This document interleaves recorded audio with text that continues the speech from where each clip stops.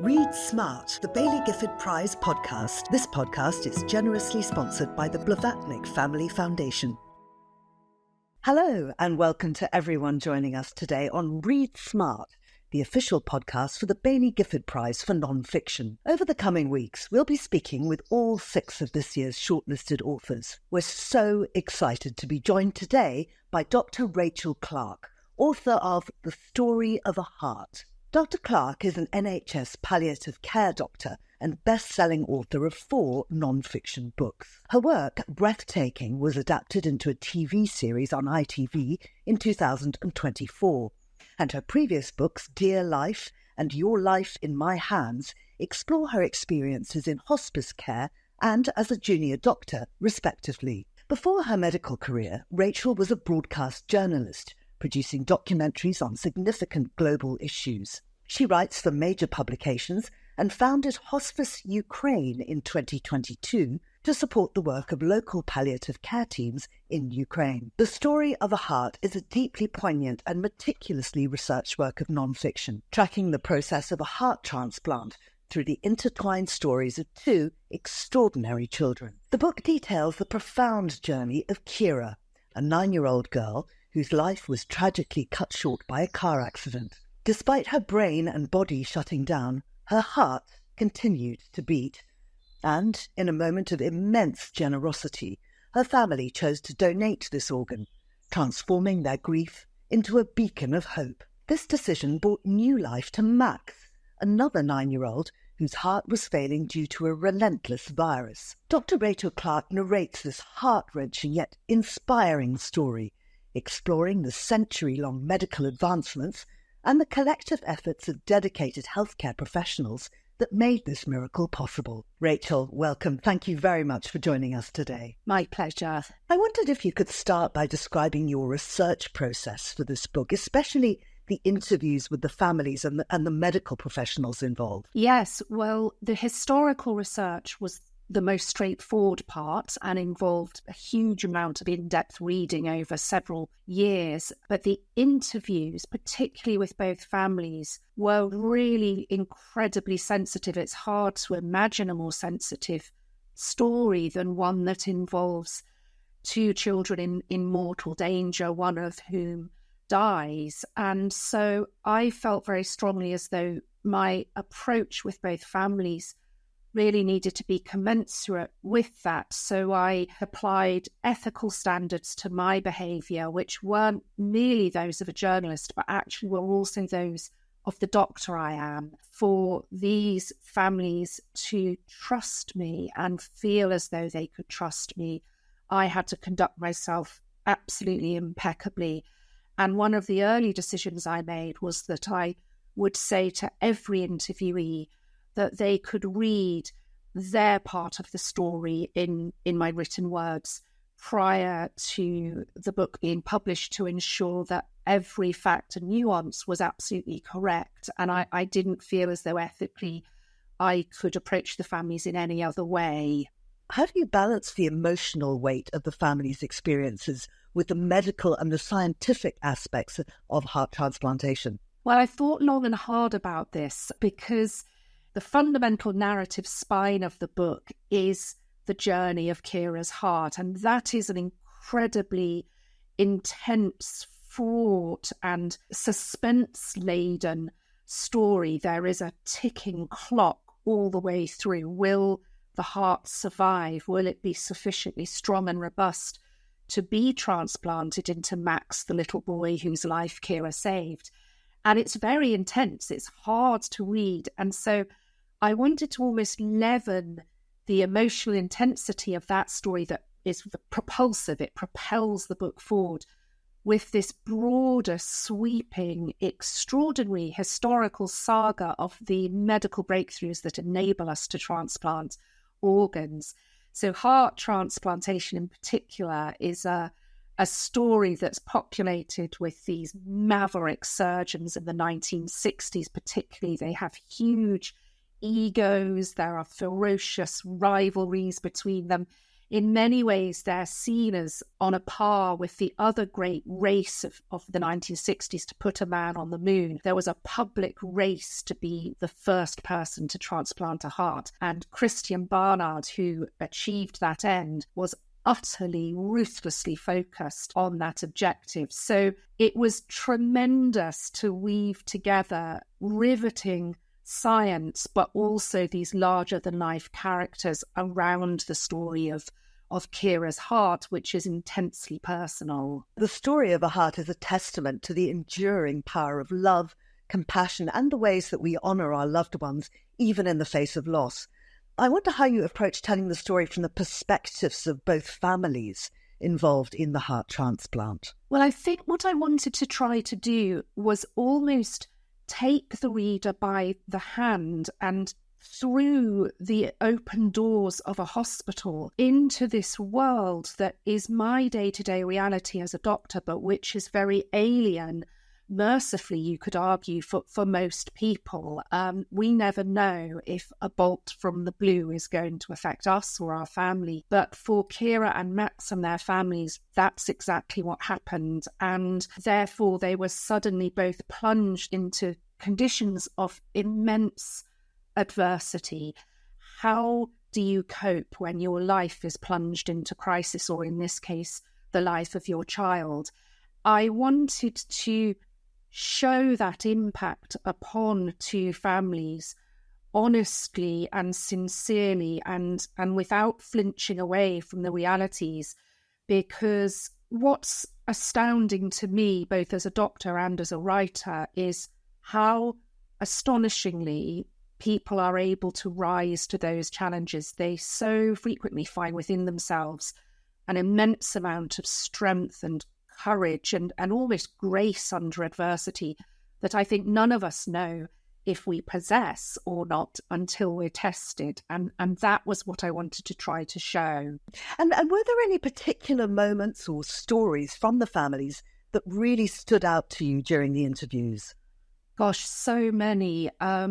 I think in particular, there's an amazing moment where Joe, who is Kira's father, decides that he needs to bear witness to an incredibly poignant moment. And this is the moment during the retrieval surgery where Kira's organs are retrieved to be sent on their way to other adults, other children whose lives she goes on to save. And Joe stood and bore witness to the ambulance into which members of staff from the hospital carried the icebox containing her heart, and he stood and watched that ambulance drive away and literally observed her heart leaving him forever. And it wasn't a choice, it was a compulsion on his part. He felt he must do that to honour Kira, and I found that moment intensely moving. And the flip side of that is at the other end of the journey of that ambulance and then the light aircraft into which the heart is dispatched across Britain, there is the first moment when Max's parents see him in intensive care after his surgery, and Max's mother, Emma, looks at her little boy, and for the first time in nearly a year, the cheeks of her child are no longer blue and wan and ghostly. They are pink. They have literally been vivified by the blood flow that is being pulsed through his body by this beautiful, robust, magnificent, healthy heart from Kira. And in that moment, she feels both an astounding sense of awe and relief, but also the kind of piercing realization that for Max to live, another child has died, and another set of parents in that dreadful moment made this altruistic decision to save others. Tremendously moving. What are some of the most significant medical advancements in heart transplantation that you discuss in the book? Well, one of the earliest may sound like a simple matter, but actually was an incredible breakthrough, and it led to the surgeon concerned, Alexis Carrel, to win the Nobel Prize for Medicine. He was the first surgeon to work out how to successfully stitch together the severed ends of blood vessels So blood vessels are incredible, living, elastic, constantly moving, pulsating parts of the human body. It's incredibly difficult to stitch them together. And to do that, a beautiful detail in this very testosterone-charged history of cardiothoracic surgery, which is predominantly inhabited by men with big egos, he had to seek the advice of the most renowned seamstress of the day, who was a woman called Madame Leroudier, living in Paris. And she taught him the techniques to work out how to stitch together blood vessels. So really, she deserves a Nobel Prize too. And then there are incredible technical developments, the invention of the heart bypass machine, which oxygenates the blood and pumps it round the body so that you can arrest the heart as a surgeon and stop it moving, because when you have a constantly moving target, it's impossible to do intricate surgery. There are also incredible ethical changes as well, such as the radical redefinition of death itself in the 1950s. Death was always seen as the cessation of the heartbeat. But once we had invented ventilators in the 1950s, we could keep a person alive, their heart beating, their lungs moving, and yet they would have a completely dead brain, a brain without any function at all.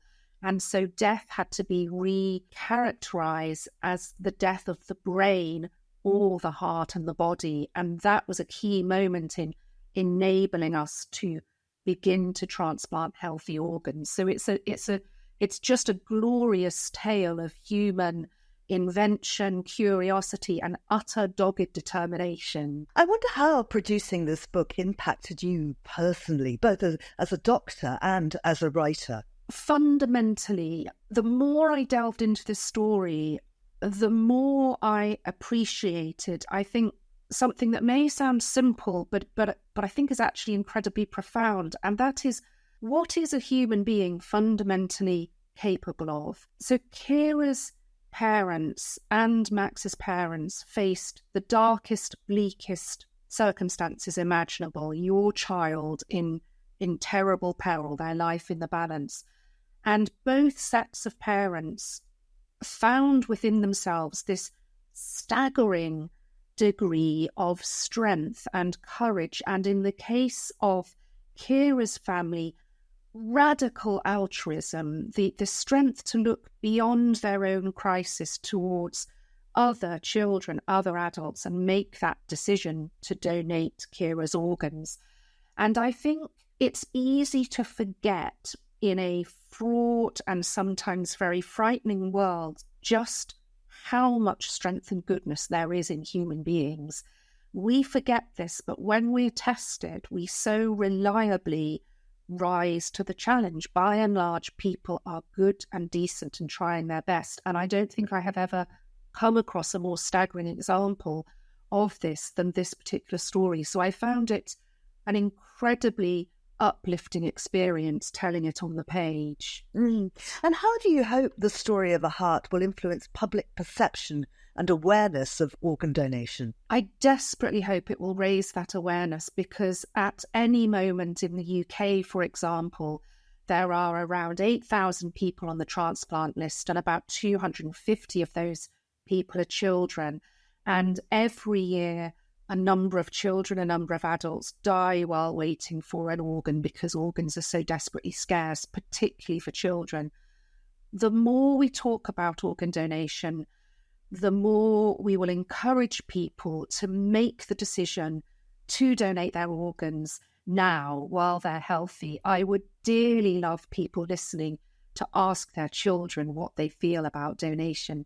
When you ask children, the vast majority say, yes, of course I'd want to save a life with my organs. But if a crisis happens and a family are plunged into these dreadful circumstances and they don't know their child's wishes, they're much more likely to say no to donation. So a public conversation of this kind literally will result in more lives being saved. So please chat to each other about it. And finally, Rachel, What do you think you learnt about yourself and your profession through the process of writing The Story of a Heart? All the way through this story, both the families themselves, but in particular the staff with which they interacted, displayed over and over and over again small acts of kindness that are actually the glue of a health service like the NHS and the glue of human relationships. And I think what I learned was how very vital and precious that glue is. So for example, one tiny example, Max nearly received a heart before Kira's, but unfortunately that heart was damaged and it just wasn't robust enough to be able to risk transplanting. He was obviously devastated, so disappointed. And so one of his doctors brought his own children into the hospital that weekend, literally to play with Max, try and rally his spirits. Or the nurses he worked with would go on a sort of 8-mile journey at the end of a 13-hour shift to pick up some of the fried food, the chips that cheered Max up. And these little acts are not only kind, they are symbolic. They say to somebody who is frightened or vulnerable, I care about you, you matter to me, and it's important to me that I help you. And I think I was enormously struck by that at any moment, whether we are a doctor, a nurse, or any ordinary person, we have this immense power to improve and help the lot of our fellow human beings by doing tiny acts if they're thoughtful and if they're motivated by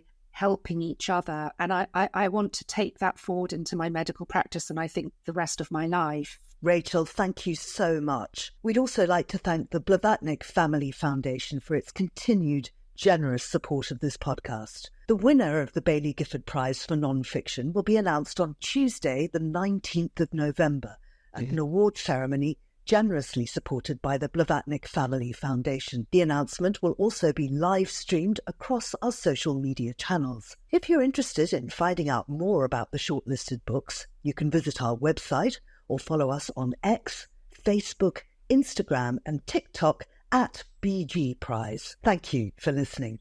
I'm Georgina Godwin. Until next time. Read Smart, the Baillie Gifford Prize podcast. This podcast is generously sponsored by the Blavatnik Family Foundation.